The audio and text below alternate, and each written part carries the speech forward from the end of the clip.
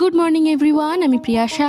আজ সকালটা শুরু করলাম 1 কাপ গরম জল, তার সাথে কিছু ভেজানো আমন্ড আর কিশমিশ দিয়ে।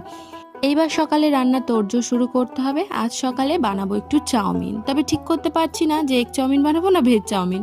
যাই হোক, আগে চাউমিনটা তো সেদ্ধ করে নিলাম। আজ আবার ছেলের আঁকা রয়েছে।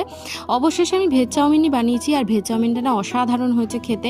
ভাবছি এবার থেকে এগটা বা চিকেন করলে সেটা রাত্রিরে, সকালের দিকে ম্যাক্সিমাম টাইম ইচ্ছে আছে ভেজ চাউমিনই করার। বেশ টেস্টি হয়েছে। ছেলে তো চলে গেছিলো আঁকতে, ওর বাবা দিয়ে এসেছিলো, আর এখন আমি নিতে এসেছি। এই বাড়িটাতে ছেলে আঁকতে আসে। এই যে আঁকা হয়ে গেছে, ওকে নিয়ে এইবার ফিরবো বাড়ি গিয়ে কাজ আছে। ওকে স্নান দান করে রেডি করে দিলাম। ও এখন যাচ্ছে মেজদার ঘরে খেলতে। এই ফাঁকে আমি আমার সব কাজ সেরে নেব।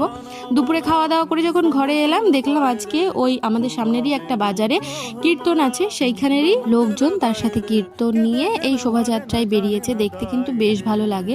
আগামী দুদিনের মধ্যেই আবার রয়েছে দোলযাত্রা, সেই উপলক্ষেই এই কীর্তন।